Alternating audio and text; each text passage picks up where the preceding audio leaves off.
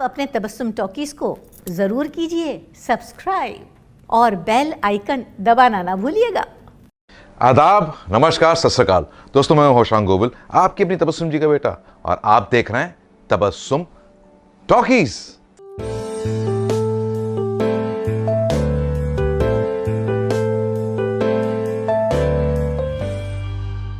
फिर भी संजय, तुम एक बार पापा से मिल क्यों नहीं लेते?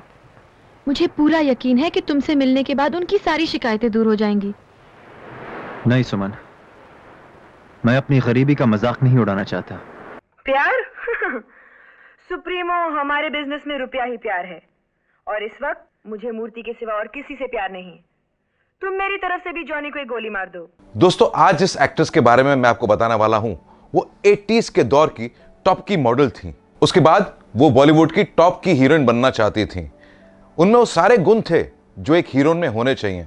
उन्होंने कुछ फिल्मों में काम भी किया, लेकिन अफसोस उन्हें वो मकाम नहीं मिला जो वो चाहती थी, और वो है the very bold and beautiful Aarti Gupta.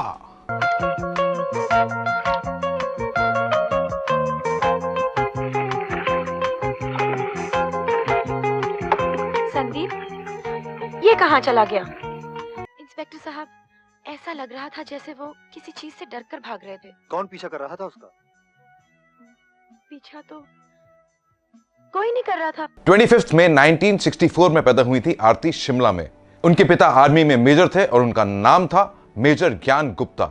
आरती जी की मां एक हाउसवाइफ थी, और जब आरती बहुत छोटी थी तो उनके पिता का ट्रांसफर मुंबई हो गया, तो पूरा परिवार शिमला से मुंबई आ गया। आरती ने अपनी स्कूलिंग की मुंबई में, और बचपन से ही वो ग्लैमर वर्ल्ड की तरफ अट्रैक्टेड थी।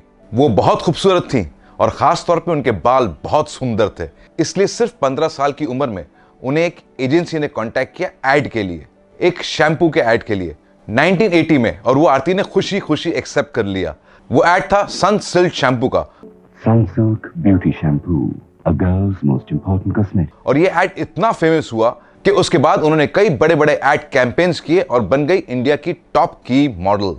दोस्तों, हम आपको ये बताएं कि सलमान खान और आरती बहुत पुराने दोस्त हैं और आज भी हैं। और 80s के दौर में आरती ने सलमान खान को इंट्रोड्यूस किया अपने मंगेतर से, जो एक एड कंपनी ओन करते थे, और उनका नाम है कैलाश सुरेंद्र नाथ। वो उस वक्त एक एड बना रहे थे कैंपा कोला का, और उन्होंने आरती और सलमान खान को उस एड में साइन कर लिया।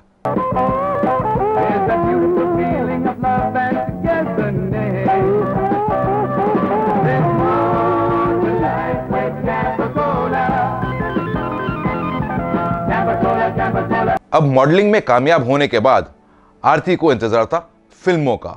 उनका इंतजार खत्म हुआ 1981 में, जब उन्हें एक फिल्म में एक छोटा सा रोल ऑफर हुआ, और उन्होंने वो रोल एक्सेप्ट कर लिया, ये सोच के कि कम से कम शुरुआत तो हुई फिल्मों में। फिल्म का नाम था तजुर्बा, जो आई थी 1981 में। इसके हीरो थे राज बब्बर, हीरोइन थी स्मिता पाटिल, और आरती के ऑपोजिट थे मजहर खान।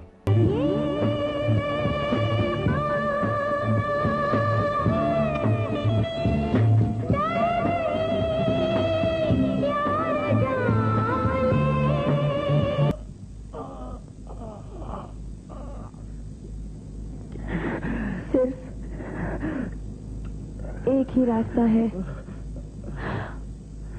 यह फिल्म सुपर डुपर फ्लॉप हुई, और इस फिल्म में आरती बिल्कुल भी नोटिस नहीं हुई। इस फिल्म के बाद आरती ने कुछ और फिल्मों में काम किया, लेकिन कुछ खास कामयाबी हासिल नहीं हुई। और वो फिल्में थी नया सफर, बेगुनाह कैदी, सुगंध, हादसा और आमने सामने।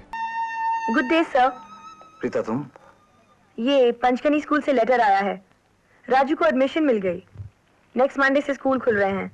आरती फिल्मों में बड़ी हीरोइन बनना चाहती थी, लेकिन जिस तरह की फिल्में वो कर रही थी उन्हें वो मकाम नहीं मिल रहा था। और 1984 में उन्हें राम से ब्रदर्स की तरफ से एक ऑफर आया हॉरर फिल्म का, और वो भी मेन लीड में। आरती ने खुशी खुशी एक्सेप्ट कर लिया, और यही फिल्म आरती के करियर का टर्निंग पॉइंट रही। फिल्म का नाम था पुराना मंदिर, जो आई थी 1984 में, और आरती के ऑपोजिट थे अपने वक्त की मशहूर हीरोइन नूतन जी के बेटे मोनिश बहल। संजय, मैंने देखा। हाँ, क्या देखा तुमने? संजय, मैंने एक लाश देखी। संजय, उसका सर कटा हुआ था, वो मेरी तरफ बढ़ रही थी। संजय, वो मुझे मारना चाहती थी। यह फिल्म एक हॉरर फिल्म होने के बावजूद सुपर डुपर हिट रही, और इसकी यूएसपी थी इसकी स्टोरी और आरती के बोल्ड सीन्स। और खास तौर पे इसका म्यूजिक भी। और एक गाना इस फिल्म का बहुत हिट था, वो बीते दिन याद हैं, वो पल क्षण याद हैं, बिताए तेरे संग जो, लगा के तुझे अंग जो। पुराना मंदिर की कामयाबी के बाद आरती ने कुछ और हॉरर फिल्मों में काम किया, लेकिन आरती को वो फेम नहीं मिली जो पुराना मंदिर में मिली थी। और वो फिल्में थी सामरी और तहखाना। एक जिंदा लाश, बहुत ही भयानक है वो, बहुत ही खौफनाक है वो हम सबको मार डालेगा। इस हवेली को फौरन छोड़ चलो, यहाँ से फौरन वापस लौट चलो प्लीज।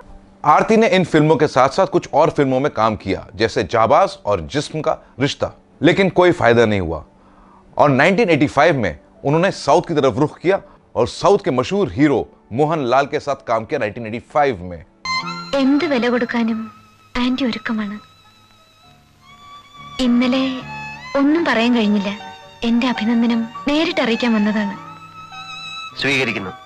यह फिल्म सुपर हिट रही, लेकिन अफसोस इस फिल्म से भी आरती को कोई फायदा नहीं हुआ। इसलिए आरती ने सोचा कि अब फिल्मों को अलविदा कह देना चाहिए और 90s के दौर में उन्होंने फिल्म लाइन छोड़ दी और अपने हस्बैंड कैलाश सुरेंद्र नाथ के साथ मिलकर उन्होंने एक कंपनी खोली, कैलाश पिक्चर कंपनी के नाम से। और उसमें कई बड़े बड़े स्टार्स के साथ बड़े बड़े एड कैंपेन्स किए और खास तौर पे गवर्नमेंट के लिए सोशल वीडियोस भी बनाए, जिसमें से एक वीडियो बहुत पॉपुलर था, मिले सुर मेरा तुम्हारा तो सुर बने हमारा।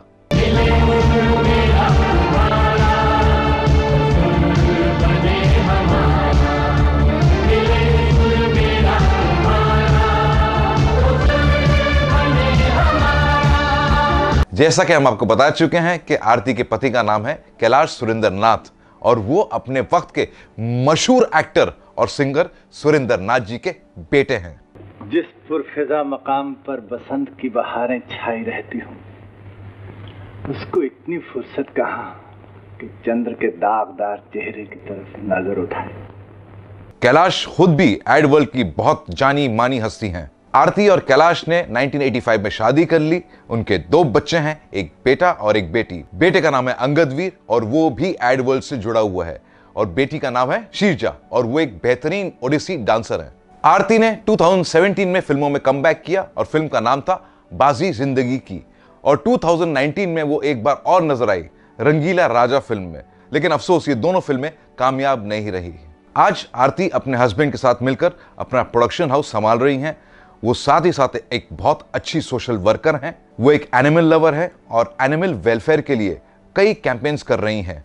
वो सोशल मीडिया पे भी बहुत एक्टिव हैं। मुंबई में रहती हैं अपने फैमिली के साथ और बहुत खुश हैं और कहती हैं कि जो हम चाहते हैं वो जरूरी नहीं है कि हमें मिले, इसलिए हमें जो भी मिले हमें खुश रहना चाहिए।